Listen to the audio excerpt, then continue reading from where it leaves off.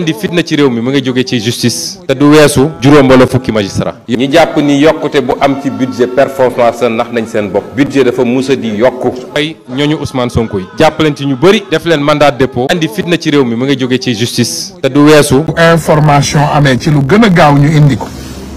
donc info rapide laa ko tuddee bu ma paree ci info rapide bi dinaa ñëw ci loo xam ne dinañ ko yeggali ci waxtaanu démb bi voilà info rapide démb indil naa leen benn information ne leen lii nga xam ne moom mooy rapport interne bu gendarmerie bu leen fàttee jaawale ñaari affaire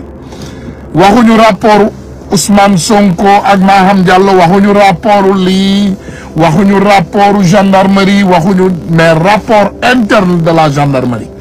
maanaam tappale yi bi mu bare ci biir gendarmerie ak njuuj njaaj yi général Jean-Baptiste Tine dafa commandité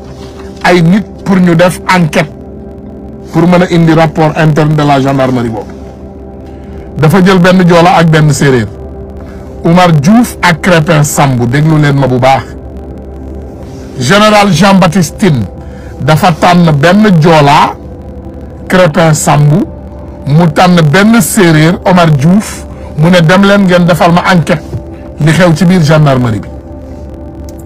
comme ni ma leen ko waxee encore une fois ñooñu indi rapport boo xam ne bu américain di wax very damning report maanaam ak rapport boo xam ne c'était tellement grave sur le dos de ce bandit de Moussa Fall que ñoom xamuñu woon fan naka la ñuy procédé boo leen fàttale ko ñu ne leen Macky Sall jël na décret dàq na Jean-Baptiste Tine waaw Macky Sall def na Jean-Baptiste Tine ambassadeur parce que bu leen fàtte aussi c'est des hommes de tenue maanaam am na loo xam ne ñoom waru leen ñoom mënuñoo génn di ko wax waaw ginnaaw ba ma defee rapport bi nag am na lu bees lu xew j'ai eu aujourd'hui dans nos informations maanaam ci ñi nga xam ne ñoom ñooy ñi ñu jege lool ñu ne ma gendarmerie yënguwaat na monsieur Tounkara ñu ne yëngalaat nga beneen problème parce que loolu bi mu amee am na lu bari loo xam ne yëngatu na ci biir dinaa leen wax li xew Crépin Sambou moom moo nekkoon mi ngi nekkoon ministère des forces armées li ma leen di wax nii Crépin Sambou bi def enquête bi il était à la ministère des forces armées fa la nekkoon mais léegi il commande l'école des officiers de la gendarmerie léegi jëlee nañ ko ministère des forces armées moom mooy commander l'école des officiers de la gendarmerie xam nga Sénégal banditisme bi bari na bari boo xam ne saa bu dara xewee rek ñoom dañuy jéem a xool nu ñuy neexalee ñi xam lu bari officiers yi ñu dugal leen ci ay situation Omar Diouf dafa nekkoon en retraite boo leen xoolee décret Macky Sall bi décret bi dinaa leen ko indil décret bi c'était du 2023 dash maanaam trait 2300 le décret 2023 dash 2300 boo leen xoolee décret bi moom laa yor nii boo leen demee au numéro 20 du décret colonel Omar Diouf colonel de gendarme à la retraite n'est-ce pas il est nommé ministre de l'urbanisme et de logement et de l'hygiène publique Omar Diouf mi defoon enquête interne bu gendarmerie bi il est nommé ministre de l'urbanisme du logement et de l'hygiène publique Omar Diouf séeréer bi mi defoon enquête interne bu gendarmerie ñu épinglé Moussa Fall ba taatam tàng def nañ ko ministre keneen ki comme ni ma leen ko waxee muy Crépin Sambou bi ma leen di wax ni il était au ministère des forces armées mais yóbbu nañ ko def ko commandant école police maanaam non l'école des officiers de la gendarmerie ñu def ko fa commandant c'est lui qui commande toute l'école des officiers de la gendarmerie ñaar ñii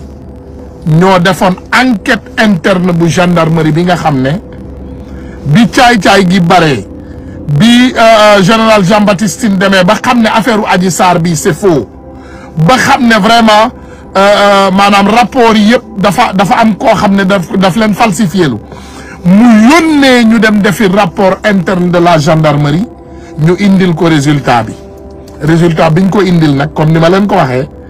yàkkamti ngeen de doo leen ci jot léegi de doo ci mas duma la ci may doo ci mas duma la ci may déedéet jarul yàkkamti parce que soo leen ko yàkkamtee suñu génnee suñuy arme yëpp léegi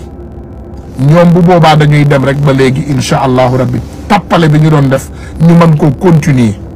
waaye bu ñu garder armes yi gën a dangereux les armes fatales ñoom dañuy toog commencer gestu gauche ak droite ay nu may def ak waa ji ay ñun fu ñu jëm. ma may leen rek beneen affaire aussi balaa may sori dinañ leen indil dossier nee nañu leen ci Amadou Wuri Ba Amadou Ba dinañ leen indil dossier ci Amadou Ba foofu rek laa mën a yem mënuma dépasser foofu mais ginnaaw lii dinaa ñëw ma raay tuuti rek ci Maïmouna Ndour Faye ak Cheikh Yérim Seck jarul layame turi dañuy ñëw directement ci turi Maïmouna Ndour Faye moom jëkkër ji dama baal nag parce que bëgguma di wax ci jabaru jàmbur wax dëgg yàlla ndax man it dama am soxna te ñëpp am soxna waaye del xool sa jabar te nga moytu duggam ak génnam bari na ci bureau ministre yi am na leneen lu ci rax nag xam nga sénégalais dañuy ne toujours promotion canapé mais falaa mën a yem voilà donc seetal sa jabar bëgguma tasaat amatuma jot nag tasaat beneen sëy ndax ba ma fi génnee di wax ci Cheikh Yérim Seck ak takku suuf yeeg yooyu Astu Joon dafa dem bàyyi ko donc Maïmouna Ndour Faye bëgguma sëyam tas voilà waxeewuma ko foofu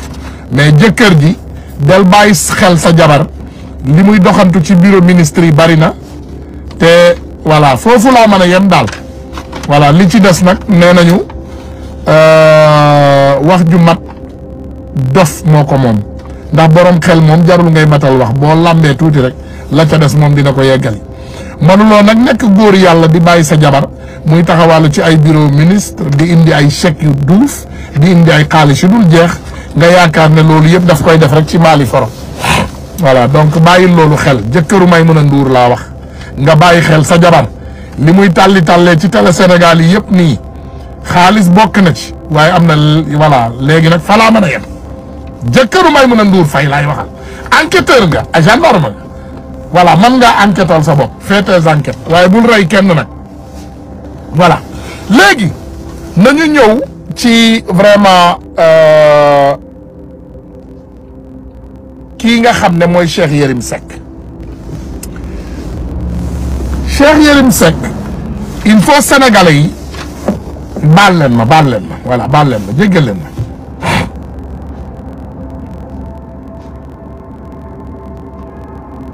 il faut sénégalais yi ngeen bàyyi xel voilà décret bi ma wax léegi ci ñaari gendarme yooyu dinaa ko poster après comme ça di ngeen ko mën a am décret bi voilà di ngeen ko mën a am je vais le poster voilà décret bi nga xam ne moom la jëlee gendarme yooyu jox leen liggéey bu baax a baax dinaa ko poster après voilà léegi dama bëgg a ñëw ci kii nga xam ne moom mooy Cheikh Yérim Seck voilà Cheikh Yérim Ndumbaan Seck boobu laa leen di may Ndumbaan dee leen ko ne Ndumbaan ngeen ko boo koy ne Ndumbaan mu lay saaga ndey bëggul sénégalais yi ndeysaan li mu nekk ñu ne la nga doon soo ko baññee dafa fekk nga gën caa ñaaw voilà Ndumbaan bi mooy turu géwélam bëggul kuy laal boobu parce que bëggul nee na àdduna xam ne géwél voilà Cheikh Yérim xaw ma pour lan nag ça doit être une fierté parce que nit moom loo doon da nga ciy fier wax dëgg yàlla wax dëgg yàlla géwél yu baax yi géwél mbaay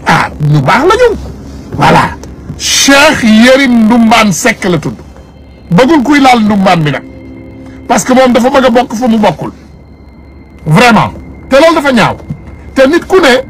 la nga doon waroo koo bañ parce que loolu nga doon loolu la la yàlla bindee doon ko te nangu te fier Cheikh Yérim Ndumbaan Seck Cheikh Yérim Ndumbaan Seck moom mooy waaj voilà jarul layam-layami jarul rus voilà Cheikh Yérim Ndumbaan Seck Cheikh Yérim Ndumbaan Seck maamam moo ko yar ñu bari ci yéen Sénégal waxoon nañ leen ne yaayam ak papaam ñoo bokk benn baay déggu leen ma de yaayam ak papaam ñoo bokk benn baay du siif de dañu doon jëflante di jëflante inceste xam nga luy inceste la ñu xewaloon ci kër gi yaayam koñ bi mu dëkkoon sax xeju fa dañu doon jëflante di jëflante di jëflante di jëflante ba yaay ji biir voilà macha allah Ouz Ngom maa la naw billahi wallahi Cheikh Yérim Ndumbaan Seck ndeyam ak baayam ñoo bokk benn baay xam nga li tax may wax lii du manque de respect jéggal leen ma sénégalais yu bari wax lu tax ñu koy wax li tax yàlla bëggul inceste maanaam deret bi dafa jege lool day def ñàkk jom ci nit day def ñàkk jom xam nga ñàkk jom mooy nit ku dul rus maanaam ñàkk rus inceste loolu lay def ci nit donc Cheikh Yérim Ndumbaan Seck ndeyam ak baayam ñoo bokk benn baay waaye ñoom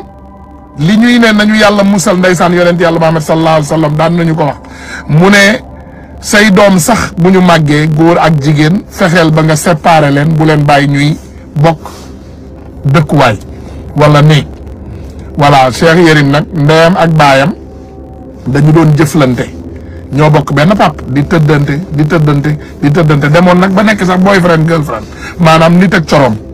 di tëdd lii nag man nee naa leen man su may wax kilifa yi ñoo may jox kilifa yu dëkkoon ak ñoom ñoo ma wax lii ñu ne ma kii nii la mën a mel manta rus ndax mujj gi dañu ne moom dafa dem ba ndey gi rusatul ci koñ gi mu dëkk sax ndeysaan koñ gi sax rusatu fa parce que loolu la plupart des temps bu la dalee da ngay am lu la metti lu la naqari lu la metti ci àddina mais non ñoom dañu demoon ba yaakaar ne loolu légalité la maanaam dañu demoon ba parce que ngeen jéggal ma moom Cheikh Yérim Ndumbaan Seck tamit ginnaaw ndeyam ba mu ko doon def ak baayam ñuy ay doomu baay moom it dafa doon tëdde sëram Cheikh Yérim moomu dafa am benn sëram boo xam ne ndeysaan da ko doon tëdde di ko tëdde ba mujj gi sër gi mënatu koo supporter après sër bi defe naa à un moment donné ndeysaan gàcce bi mu ko jàppee moom dafa xaru sër bi loolu mooy dëgg Cheikh Yérim Ndumbaan Seck li may wax nii ne leen ko na ko dindi bindkat la c'est un journaliste Cheikh Yérim Ndumbaan Seck la tudd voilà ndeyam ak baayam dañu nekkoon ay boyfriend girlfriend maanaam ay coro di tëddante ba moom mu judd ci nekkul ne da kii dafa siif kële mu biir non c'est quoi ça nekkul ne kii dafa fekk kële fekk ko tëdde ko siif ko déedéet kilifa gi nee na dañu nekkoon ay nekkaale baayam ak ndeyam ñoo bokk benn baay dañu dem di nekkaale ba mu ëmb moo tax ñàkk jom gi ngeen gis ci ñoom nii mu ne mi ngi koy jéggalu sénégalais yi loolu mënta ñàkk mu ne kii nii rek la mën a mel mu ne kii ngeen gis nii mu génn bëgg a taal Sénégal bëgg a yàq réew mi nii rek la mën a mel manul mel neneen te du léegi la tàmbali dégg ngeen ko bi muy wax ci Ousmane Sonko déggoon ngeen ko bu njëkk ba bi Ousmane Sonko génnee livre am ba solution tàmbaliwul léegi affaire u Cheikh Yérim Seck du léegi Cheikh Yérim Ndumbaan Seck affaire am du léegi rek la tàmbali yàgg na xam nga bii xam ngeen aw ma kayitu juddoom mënumaa jékki-jékki rek ne Cheikh Yérim Ndumbaan Seck xam ngeen loolu man yàgg naa koo ne Cheikh Yérim Seck mosumaa xam Ndumbaan bi donc xam ngeen ne man lépp lu may wax rek dafa am fu ma koy jële waaye ki ma wax daf ma ne ndeyam ak baayam dañu nekkaale woon maanaam nekkul ne rek ndey bi ak baay bi dafa ëmb wala siif ko par accident non dañu nekkoon ay nekkaale di ko tëdde ba mu biir Cheikh Yérim Seck ndeysaan ba mu juddoo ñu jox ko maamam waaye comme deret du fen Cheikh Yérim Seck bañ ko joxee maamam yóbbu beneen sëram aussi ci maamam ba mu màggee moom it band bi muy tëddee sëram bi di tëddee sëram bi di tëddee sëram bi laaj naa paa bi ndax doom juddu ci mu ne wóoru ko mu ne xëy na amaana biir mën na cee am wala dara famille bi di ko nëbb waaye xam naa ne daal sër ba génn na àddina te nee nañu dafa xaru lii la ma kilifa gi wax mu ne ma loolu ndeyam ak baayam doon def moom doon na ko def ak sëram mu ne ma plus grave que ça mu ne te àdduna kenn du fen ndax Guinée fii la ne soriwul Guinée Conakry soriwul ah Guinée Conakry Guinée capitale bi nekk Conakry waxuma Bissau dinaa ñëw ci Bissau waxuma Bissau mais Guinée Conakry la Cheikh Yérim Seck dem ba mu demee dafa siif ñaari sœurs yu bokk ndey ak baay imaginez lii 2 sœurs qui sont de même mère même père waa ji man dama toog ma laaj paa bi ma bind ma ne ko mais papa mu ne ma ne ko j'ai un problème à comprendre mu ne ma quel est le problème ma ne ko mais lii lépp naka la ko benn doomu aadama ma ne def mu ne lii moo gën a tuuti ci jëfin yu sëñ Cheikh Yérim def mu ne ni nga koy gisee nii Jeune Afrique ñoo ko dàqoon parce que lan da daan dem ci président africain yi di leen chantage ne leen jox ma nangam ma bindal la nangam bu président bi bañee mu dem mu bindal ko ay fen maanaam loolu la doon utiliser Jeune Afrique ba ñu dàq ko Jeune Afrique démb dégg ngeen ko ci biir waxtaanam mu ne waaw 20 millions jox nañ ko Ousmane Sonko ba Ousmane Sonko di laaj Macky Sall protection waaw ba ñu joxee 20 millions Ousmane Sonko 20 millions d'euros wala de dollars cela tey boo ko traduire ça te donne 12 milliards de francs CFA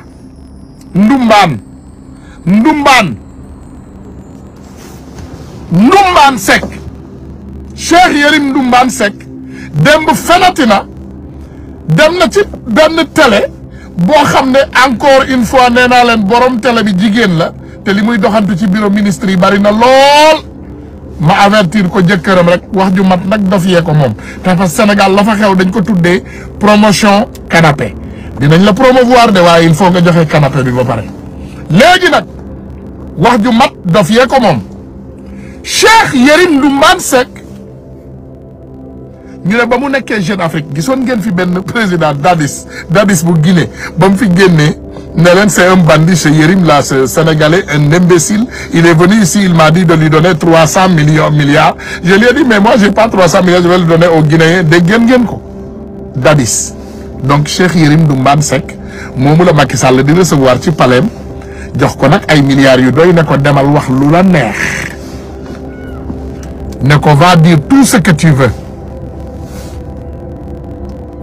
demal waxi lu la neex Cheikh Yérim Ndumbaan Seck demal wax lu la neex donc Ndumbaan Seck nee na 20 millions de dollars dama bëgg a yee Sénégalais yi de gars yi yéen ñi bëggul seetaan dimbali leen ma rek ngeen comprendre ngeen bës seen xol yi merewuma leen nag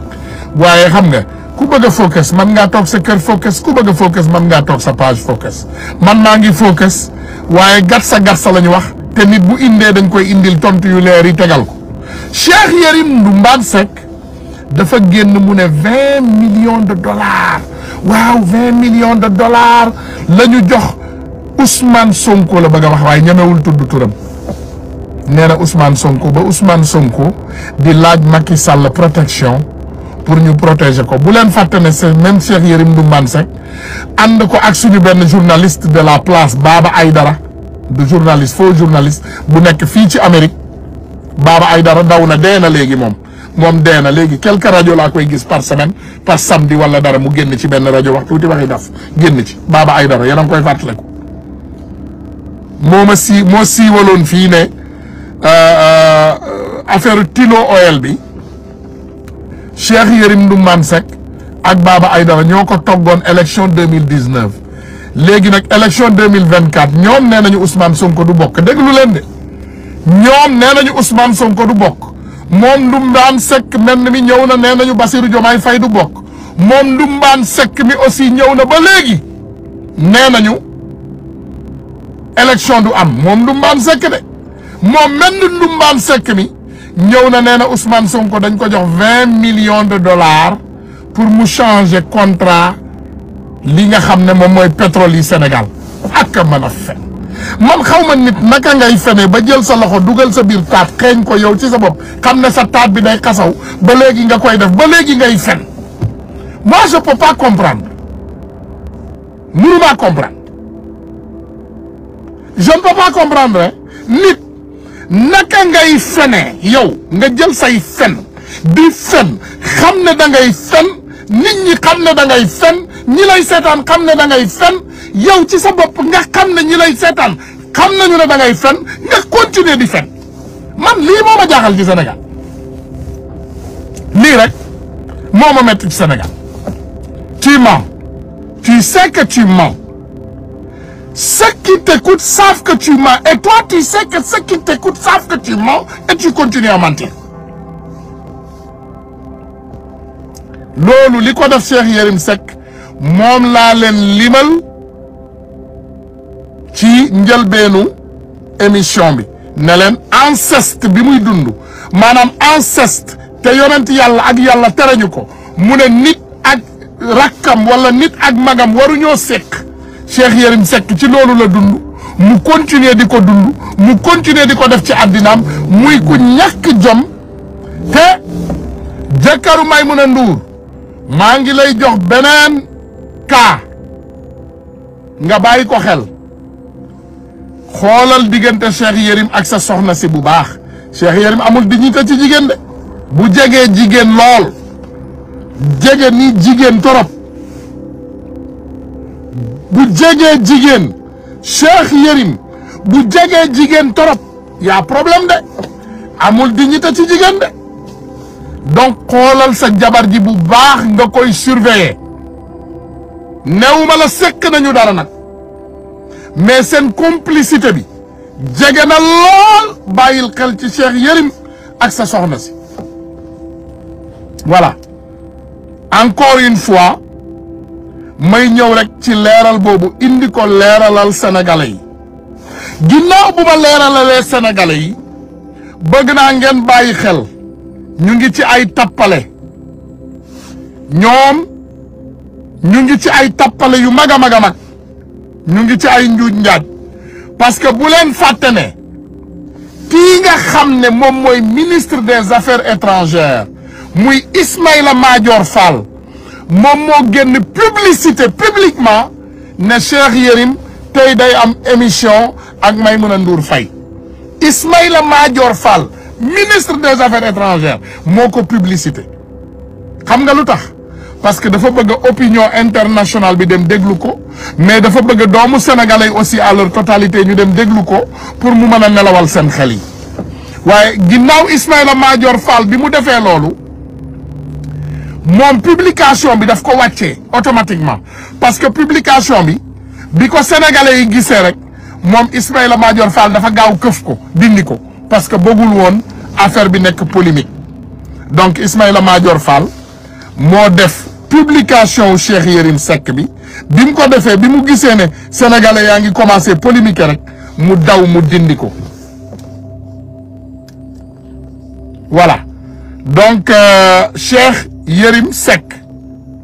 bàyyi leen ko xel encore une fois mytho man moom dépassé na ko inceste bi nekk ci moom moo tax mu ñàkk jom inceste bi parce que inceste mooy nit ak nit di séq te waruñoo séq comprendre nga nit ak nit di séq ci ay wax yoo xam ne amul tànk amul geen Cheikh Yérim Seck loolu la doon def donc xam leen ne sénégalais yi on sait que y a problème dans notre pays kii Ismaïla Madior Fall moo publié woon Cheikh Yérim Seck mi ngi nii démb voici mi ngi nii moo ko publicité ne Maïmouna Ndour Faye nii la ko def dafa ne 6 minutes mu ne l'invité Maïmouna Ndour Faye reçoit Cheikh Yérim Seck ce soir à partir de 22h30 xam nga lan moo tax pour Cheikh Yérim Seck ñëw indil leen seeni ay information ak seen tappale defe naa gis ngeen aussi décret boo xam ne ñoom bandi yi génn nañ ko ba léegi man duma leen ko liiral waaye mbirum Ousmane Sonko bi xam nga kañ lañu ne lañ ko war a xool le 12 xam ngeen le 11 la ñuy clôturer ñoom nee nañu parrainage yi nee nañu le 12 la ñuy ubbi dossier Ousmane yi respecté wuñu Sénégalais yi ils ne respectent pas les Sénégalais gars yi nañu focus rek waaye nañu focus yow nga ne nit ki du bokk yow nga ne nit ki jox nañ ko xaalis pour bu bokkee mu gagné yow nga ne nit ki bu bokkee moom mooy gagné au premier tour yow benn nit bi yaa ngi wax di fen na Cheikh Bara nag moo ma rey Cheikh Bara boobu sérieux Cheikh Bara bàyyi leen di ko tàllal micro Cheikh Bara il n'est pas sérieux nee na Cheikh Yérim saa bu defee émission boo ko dégloo moom émission bu bees bi muy def day ñëw fenloo boppam ci émission ba mu defoon te saa buñ ko defee ne costume bu bees day sol costume bu bees ñëw toog ci télé bi li muy wax yëpp du dëgg te effectivement ndeysaan Sénégal du dem Sénégal du dem dina dem nag macha allah dina dem mais du gaaw a dem parce que Sénégal mooy réew moo xam ne dafa bizarre trop dafa bizarre Sénégal dafa bizarre gars yi Guinée-Bissau suñu pays voisin la Guinée-Bissau xool leen sama loxo yi nii pour te dire ni ma maîtriser histoire u Guinée-Bissau my brothers in Guinée-Bissau mes frères en Guinée-Bissau kuma di curto kuma di trabalho está bom voilà créole bi está bom voilà ñu dem ci Guinée-Bissau léegi Guinée-Bissau c'est un pays voisin le président de la Guinée-Bissau mi ngi tudd Umaru Sissoco Embaló c'est un grand ancien de vendeur de drogue maanaam li américain di ne drogue dealer c'est un grand drogue dealer mais il fait partie des membres fondateurs de l'APR déglu leen ma président Guinée-Bissau Umaru Sissoco Embaló membre fondateur la ci APR voilà Mfala créole si Mfala léegi déglu leen de Guinée-Bissau ñoom encore une fois c'est un pays voisin du Sénégal c'est vraiment nos cousins Guinée-Bissau Gambie ak Mauritanie de certains bords dégg nga léegi Guinée-Bissau le président c'est Umaru Sissoco Embaló Umaru Sissoco Embaló moom mooy président bu Guinée-Bissau ni mu jëlee nguur gi ak ni Macky Sall jëlee nguur gi ci deuxième mandat bi c'est identical parce que Abdou Mbow Kirikou ak Abdoul Aziz Mbaye ñoo demoon Guinée-Bissau pour dimbali Umaru Sissoco Embaló ànd ak technicien Macky Sall yi pour mu sàcc élection Guinée-Bissau yi dinaa leen wax ni mu demee Guinée-Bissau bi ñu amee élection présidentielle opposant bi mi ngi tuddoon Domingo Simio Pereira de l'opposition bokkul ci gouvernement bi ki ci bokkoon Umaru Sissoco Embaló la c'est l'ancien premier ministre de la Guinée-Bissau léegi Umaru Sissoco Embaló maanaam bi président Guinée-Bissau bi ak Umaru Sissoco Embaló ak Domingo Simio Pereira demee premier tour Umaru Sissoco Embaló président Guinée-Bissau bi moom dafa daanu moom demul deuxième tour léegi deuxième tour Umaru Sissoco Embaló ak Domingo Simio Pereira ñoo dem deuxième tour Domingo Simio Pereira mi ngi amoon déglu leen ma encore mi ngi amoon 46% premier tour maanaam opposant bi 46% la amoon premier tour dégg ngeen opposant Guinée-Bissau bi 46% la am c'est naturel nag xaritu Ousmane Sonko la comme nous opposant Cap-Vert bi nekkee xaritu Ousmane Sonko comme ni opposant Tchad bi nekkee Cap-Vert non Tchad nekkee xaritu Ousmane Sonko ak opposant fi nga xam ne moom mooy Niger kooku tamit xaritu Ousmane Sonko la boo leen fàttale ko Ousmane Sonko il est bien ami avec Tchad la pas Cap-Vert ngeen jégal ma voilà Tchad le jeune président tchadien et il sera le président du Tchad kooku xaritu Ousmane Sonko la. Domingo Simio Pereira xaritu Ousmane Sonko la. ba pare président Niger bi opposant bi xaritu Ousmane Sonko la. léegi dama leen di jox li xew Guinée-Bissau Guinée-Bissau bi ñu demee élection présidentielle xaritu Ousmane Sonko bi opposant bi 46% la am premier tour. Omarou Sissoko Embaló am 25%. président ba am 19%, président ba daanu donc Omarou Sissoko Embaló ak Domingo Simio Pereira naturellement ñoo war a dem deuxième tour. bi ñu demee deuxième tour Omarou Sissoko Embaló sàcc élection yi parce que dafa tombé Covid bi Macky Sall wax ko ni muy def pour sàcc élection yi créé ci couvre-feu indi ci ay problème indi militaires yi parce que bu leen fàttali c'est l'ancien premier ministre mu indi ay problème ña dem cour suprême topp recours yi ba léegi dara setul. Omarou Sissoko Embaló est resté président ngeen déglu bu baax li may wax nii léegi Omarou Sissoko Embaló bi mu nekkee président DSP n'a pas abandonné mu noppi rek toog ci koñam gars yi juum créé ay élections législatives comme ni Ousmane Sonko def Sénégal xam nga Sénégal Khalifa Sall moo faussé moo gâché plan bi mais bu gâché wuloon plan bi Ousmane Sonko était à la tête de liste. L'opposition a gagné les élections législatives et Ousmane Sonko allait automatiquement être président de l'Assemblée nationale. Et Macky Sall ne pourrait pas gouverner le Sénégal. xoolal Macky Sall moom calculer la loolu bu yàgg mu ne non Khalifa jaxasal carte gi Khalifa jaxase yàq liste titulaire bi indi liste bi nga xam ne moom mooy ñi nga xam ne du ñu ay titulaire ñu ñàkk élection yi. Ils ont perdu parce que dañu sàcc dem Fuuta buure kees yi def ay tappale sàcc élection législative yi ba li nga xam ne ndeysaan remplaçant yi ñoom ñoo nekk tey assemblée nationale. Les titulaires qui devaient être là-bas comme Ousmane Sonko Bassirou Diomaye Faye ak ñoomin seen ñu labaj élection yi ba sàcc ko waaye Guinée-Bissau li yàlla di def loolu xewul Guinée-Bissau li xew mooy Omarou Sissoko Embaló pour kër na rek juum mu ne day organiser ay élections yu transparent la ilaha illallah opposition bi dañ koo labbali ba taatam tàng xam ngeen li xew Guinée-Bissau Domingo Simio Pereira nekk président assemblée nationale xaritu Ousmane Sonko ba li ko Sonko doon digal yëpp mu topp ci xam nga Sonko ndigal lay joxe de te ndigal yi muy joxe da koy joxe Mali joxe ko Niger c'est un panafricain day joxe Mali Niger Guinée-Bissau Gambie fépp gis ngeen même fi mu ne nii Adama Barrow bu demoon ay élection locale nii ni mu ko ñàkkee dem leen xool élection locale yi ni mu ko ñàkkee il a perdu les locaux il a gagné la présidentielle mais il a perdu les locaux léegi bi ñu defee loolu DSP automatiquement il est devenu président de l'Assemblée nationale de la Guinée-Bissau Macky Sall digal Omarou Sissoko Embaló ne ko force occulte bii ma xewal Sénégal nag jël ci de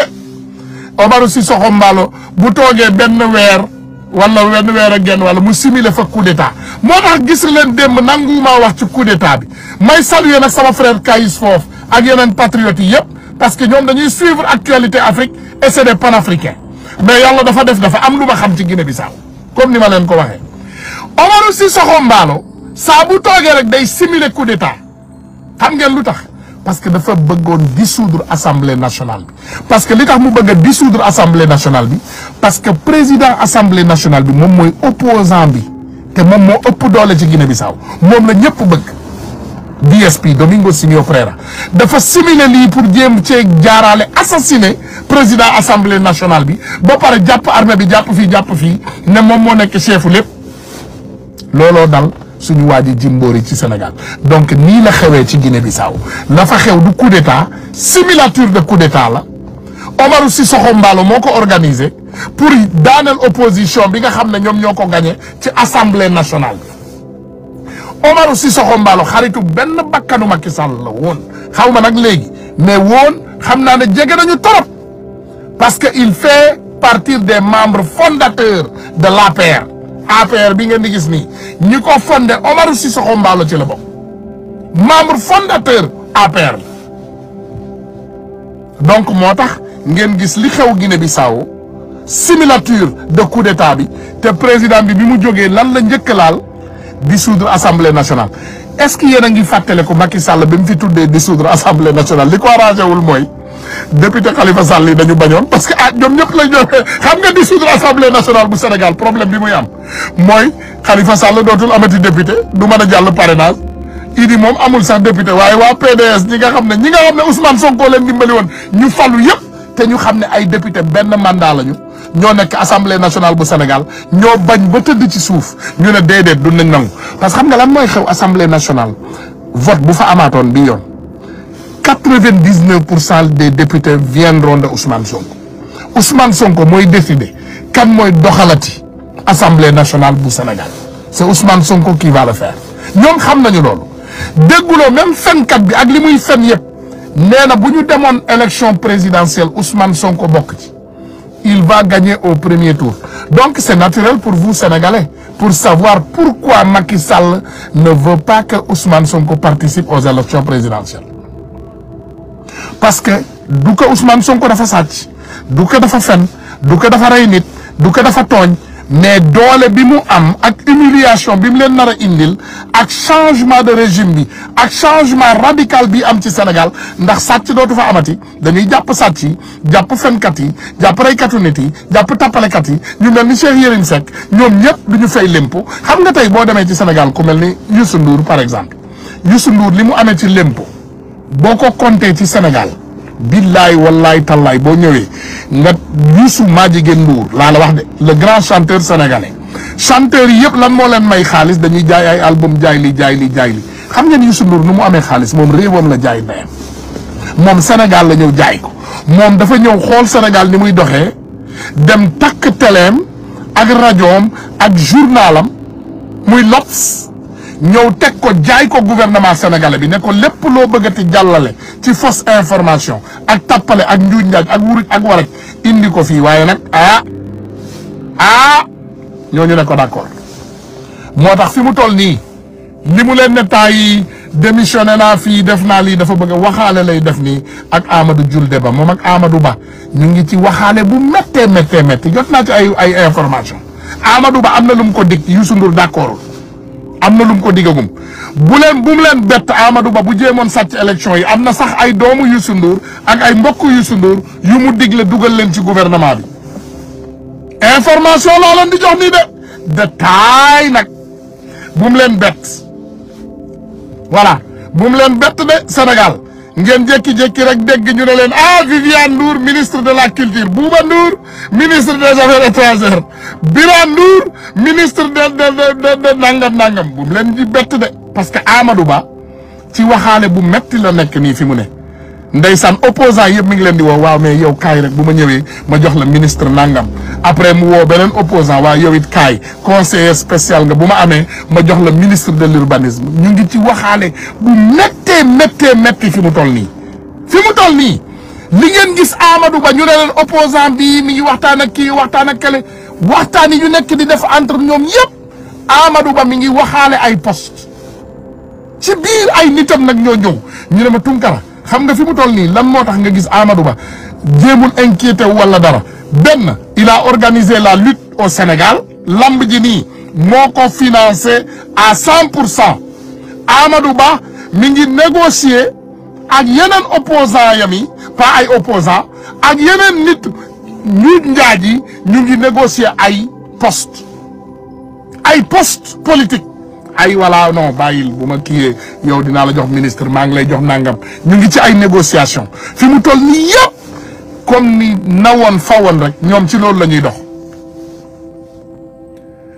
dama leen ne sénégalais yi nañu takk suñu tànku tubéy mobilisation générale dem leen jëli seen ay carte d'identité ngeen continuer mobiliser kan mooy doon président bu Sénégal 2024 Ousmane Sonko mu sell mi parce que nag gars yi bu leen fàtte de jusqu'à la dernière minute jusqu'à la dernière sonnerie dinaa leen wax dara dama leen di jox tey benn cas bu extraordinaire man Ousmane Tounkara barki Dembo Ndiaye toog ngeen fi gouvernement Sénégal sosal ma jàpp ma dugal ma meeb dugal ci biir kaso sénégalais yi di tëbaka dajale ñuy yuuxu ba dernière minute bi juge bi prononcé wu à tout moment mënoon nañ maa delloo Sénégal dal na fi suñu beneen frère boo xam ne jàppoon nañ ko patam patame gaaw dugal ci biir kaso balaa juge di taxaw dëdë yegg na Sénégal loolu bu leen fàtte ne jéem nañ ma koo def donc nit loo dund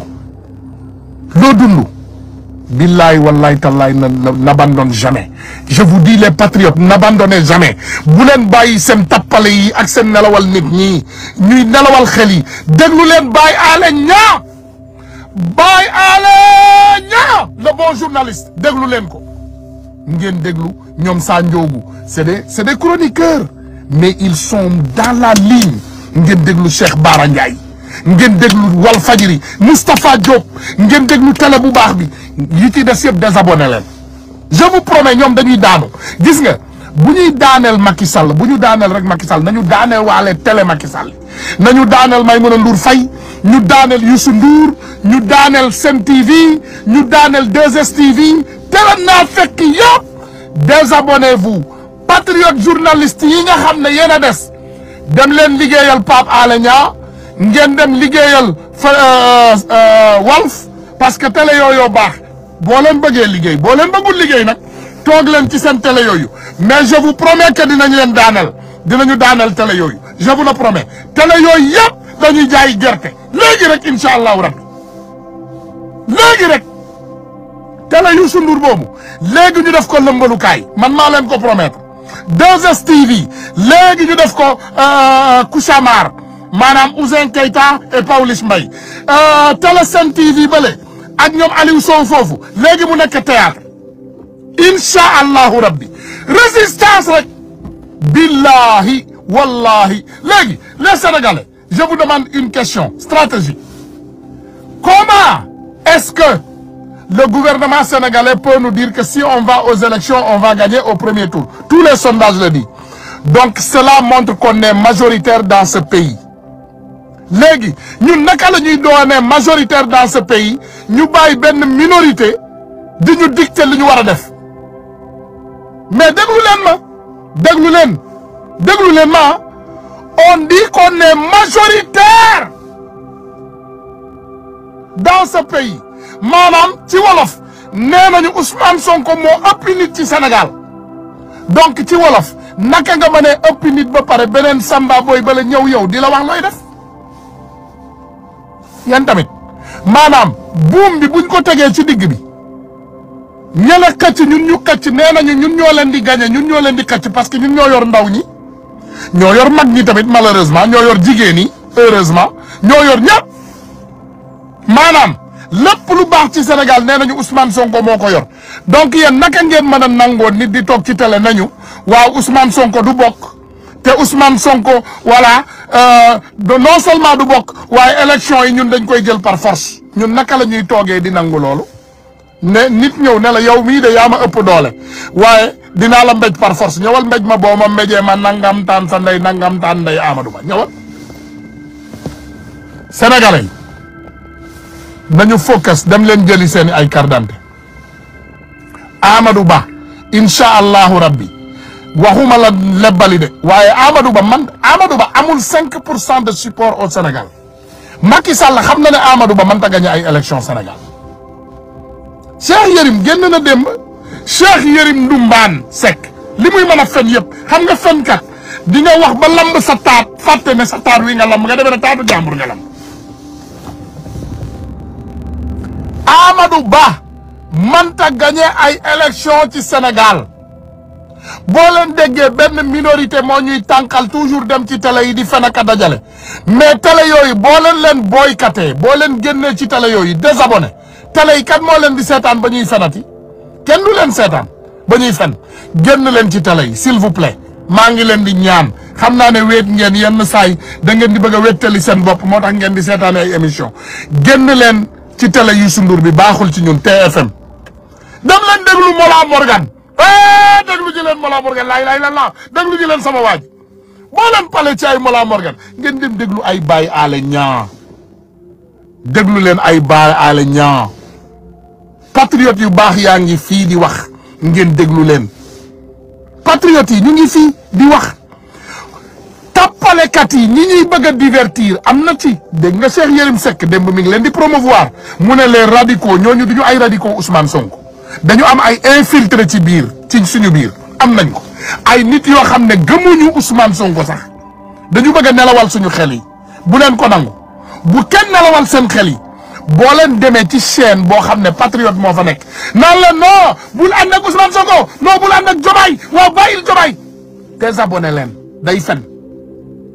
man daanaka man dinaa leen wax man Ousmane Tounkara maa ngi nii je peux vous dire que duma jarul lim mais billahi wallahi tallahi lazim 90% des personnes qui sont là ñuy samay xarit ñu bari fii la ñu jaar pour sénégalais yi xam leen te man duma leen fen su ma leen ne lii mooy dëgg rek takk leen ko téere te dem saa boo leen déggee doomu aadama bu génn naan leen waaw Pastef bu waaw dañuy war dañuy nangam xam leen ne gouvernement bi lay liggéeyal désabonné leen kooku du patriote xam ngeen luy patriote patriote xam ngeen ko mooy ku gëm réewam Ousmane Sonko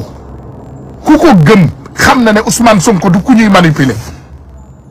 kon lu tax ñi ko seeti génnuñu ne ah gars yi moytu leen de Sonko nee na yónniwul Diomaye du kii seeti na ko maanaam Déthié Fall seeti na ko n'est-ce pas macha allah du Cheikh Tidiane Dièye seeti na ko du Aïda Mbodj seeti na ko du Mimi Touré bëggoon na ko seet ñi ko seet si yëpp lu tax kenn génnu ci Dame Mbodj du seeti na ko ñi ko seeti yëpp lu tax kenn génnul ne ma ah Ousmane Sonko nee na def leen attention moom yónniwul Amadou Ba di nee nañu Amadou Ba bu Pastef Ousmane Sonko yónniwu ko kon ku ko yónni Amadou Ba Ousmane Sonko moo ko yónni Ousmane Sonko lay waxal Birame Souleye Diop kan moo ko yónni kan la àndal Ousmane Sonko mu sell mi El Malick Ndiaye kan la àndal Ousmane Sonko mu sell mi Bassirou Diomaye Faye ku mu àndal Ousmane Sonko mu sell mi ku la ne Ousmane Sonko mu sell mi wala ànd ak ñële war Ousmane Sonko la kooku waxu la dëgg kooku moo bëgg a war Ousmane Sonko lii projet la du benn nit maanaam du benn nit rek mooy xalaat Ousmane Sonko mooy njiitu projet bi mais ñun ñëpp dañoo yeewu donc Sonko mën na ne ah tànn leen Ousmane Tounkara tànn leen Baye Ale tànn leen diw Sonko bu joxee ndigal boo leen toppul ndigal li dañuy ñàkk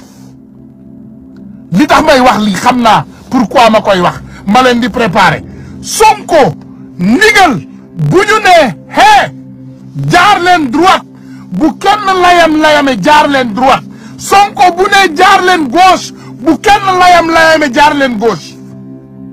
yenn saay man mii ngeen di waxal du ma d'accord ak li muy def yëpp waaye bu ma toogee xoolaat li muy wax ak li mu def dinaa ne ah bon moom lii la gisoon Sonko day gis lu bari loo xam ne ñun gisuñu ko woon Sonko day xam lu bari loo xam ne ñun xamuñu ko woon Sonko waxoon nañu Macky Sall da koy tëj Sonko waxoon na ne Macky Sall dina fexe lépp pour bu mu bokk ci liste yi moom pour mu bokk ci liste yi ça dépend des Sénégalais Sonko waxoon nañu loolu Sonko waxoon nañu ne dinañ ko sosal dinañ ko duulal dinañ ko fenal Sonko waxoon nañu lii lépp Sonko waxoon nañu ne dinañu comploter contre moom xamoon nañ ko on savait tout ça Sonko xamoon na ko dem leen ngeen seetaani Sonko bu njëkk ba bi muy inauguré livre am solution yan journaliste ñoo fa nekkoon même Maïmouna Ndour Faye mii ak même Cheikh Yérim Seck mii ñoo fa nekkoon di ko jéebaane lii du tey de lii tàmbaliwul tey ngeen defe ne millions yi nit yi seetaan Ousmane Tounkara sama taara tax ngeen may seetaan xam naa boo naa nag je sais que je suis beau pas bu rafet laa xam naa ko nag mais xam naa ne loolu indiw leen fi xam nga lan moo leen fi indi ñëw déglu dëgg su ma fi ñëwoon di wax ay waxi dof su ma fi ñëwoon di leen sos di leen fen di yàq Sénégal ngeen génn fi xam nga lan moo tax ngeen toog fi parce que xam ngeen ne li ma leen di wax dafa yenu maanaa buñ ma fayoon buñ ma fayoon du ma wax dëgg billahi wallahi tallahi bu fekkee mas naa jot dërëm ci Pastef déggu leen ma de man biñ ma jàppee peut-être biñ ma jàppee ay groupe nit dajale benn xaalis joxe bu baree ba bari $2,000 $2,000 man li ma def ci Pastef boo ko partagé par 10 Pastef deful benn ci man donc pour ma wax leen lépp lu ma fii wax dëgg la sama diggante ak yàlla la bu fekkee parti Pastef jox nañ ma dërëm wala jéem maa jënd wala jéem maa fay wala jéem maa nangam bu ma dee yàlla naa dem safara yàlla bu ma yàlla won ajana billahi wallahi tallahi lazim kenn musumaa woo sax di ma ne waxal ma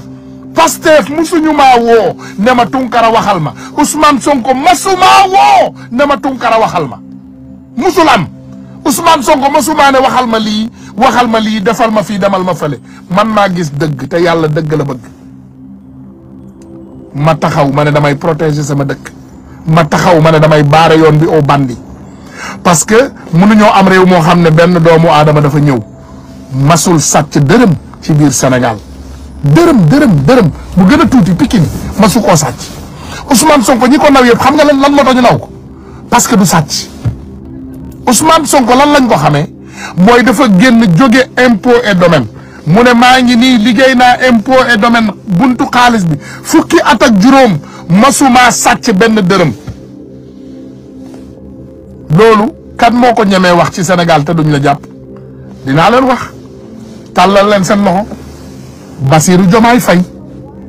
mën na wax même chose parce que moom ak Ousmane Sonko ñoo bokk parti politique ku jub la séeréer la ku jub Birame Souleye Diop impôt et domaine moom tamit mën na leen wax même chose du sàcc xam nga lu tax ñoom ñett ñu mën a bokk parce que jikko dignité bi ñu bokk moo tax ñu mën a bokk may ñaan sénégalais yi di leen ñaan ci njëkk nag bu leen woteel saay-saay yi bu leen woteel bandi yi dañuy jëfru seen dëmm yëpp dinañu génn temps yi gis ngeen sax quelques influenceurs yu mer bañ leen jàppee ci C50 bi léegi génn nañu nee nañu dañuy théâtre dootuñu waxati ci Sonko ba léegi ci Macky Sall la ñu bokk rek mooy benn rek boo nekkoon ci Sonko ba xale yi xam la ñëw siiwal la yow ñu jàpp leen ci mbirum C50 ngeen mer génn mer ngeen bu ngeen di waaw ñun duñu wax ne ba léegi rek gouvernement bi loolu dafa bokkoon ci seen contrat C50 ñu ne amu leen droit wax ci Sonko ba léegi rek ñeneen ngeen àndal xam nañu lépp on connaît tout talaguñu leen nag waaye jeunesse bi focus billahi wallahi maa bëgg jeunesse bu yeewu bu may dox tey ci àdduna bi ah dama mel ni un héros national buy dox te mayuma kenn dërëm jeunesse bi nii lañ may def bu may dox ci mbedd merci grand Tunkara nuyu ma ñaari loxo merci grand Tunkara nuyu ma man leen mais yéen lan laa leen defal ñu ne dañ ñooy yee donc jeunesse sénégalaise bi yeewu na ma jeunesse est éveillée éveil de conscience moo ma indi woon ci réseau yii te macha allah mission accomplie la jeunesse sénégalaise est éveillée continuez allez maa leen ñaan lii dem leen jëli seeni carte ngeen jëli seeni ay carte ñu continuer ci ndigal li rek ndigalu Ousmane Sonko mu sell mi topp leen ci ndigal li déglu leen El Malick Ndiaye déglu leen Amadou Ba déglu leen Birame Souleye Diop déglu leen Ousseynou Ly c'est les voix autorisées du Pastef déglu leen Issa Diène patriote foo leen ko fekk mi ngi ci ay live ba mi ngi wax dëgg bari nañu patriote yi bari nañu am na Tigresse boo leen demee xool ñoom Tigresse ñoom Cheikh Anne sama xarit Cheikh Anne sama rak ngeen déglu leen gaa yaa ngi fi bari nañu ñoom Malang Gassama déglu leen il faut aller écouter les jeunes gaa yi nag dama ciy profito nag damay profito de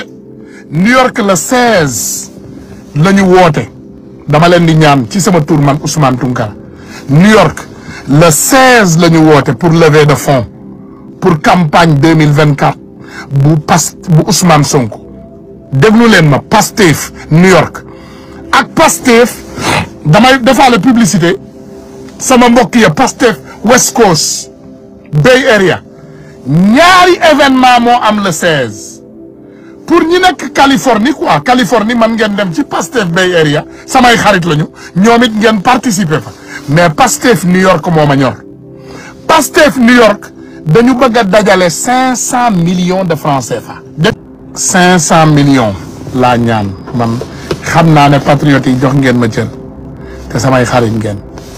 500 millions man nag Ousmane Tunkara manuma bokk ci loo xam ne wax dëgg yàlla day nekk ay deuxième man du ma daw deuxième premier rek laay daw du ma daw deuxième man nag noonu laa leen koy waxee am a solo man am a self made man du ma daw deuxième premier rek laay daw munuma Italie am 150 millions Espagne ñoom ay 100 millions Suisse ay 50 millions France ay peut-être 300 millions man ngeen di ñëw ba ci sama Amérique bi ak j'ai donné ma vie à ce pays ñuy dajale ay 100 millions wala ay 50 millions déedéet 500 millions laa bëgg Amérique am te dama ko imposer ku toog sa kër nga dégg sama message bi jëlal zel bi nga yónnee fa au moins $500 $400 $300 lu waay am changement Sénégal la ñuy woote xaalis bi dañ koy jël pour changer ko réew mi Ousmane Sonko du jël xaalis bi dugal ci poche am bu campagne ba pare li ci des da koy jël dugal ko ci réewu Sénégal defaree ko ay école wala mëttalee ko ay hôpitaux du lekk xaalis bi du lekk lu lewul dama leen ñaan man Ousmane Tounkara maa ñaan Patriote New York ngeen siggilaat ma man maa leen ñaan bii ñaan bu solennel la 500 millions laa soxla 500 millions environ $1 million 600 millions la sax 600 et quelques millions $1 million laa bëgg a keroog ñu teg ci table bi man nañ ko we can wallahi we can yes we can $1 million laa bëgg ñu teg ko ci table bi pour wan bandi yi ne ñun soxlawuñu sàcc soxlawuñu rey nit soxlawuñu yàq réew pour jël xaalis teg ko sur la table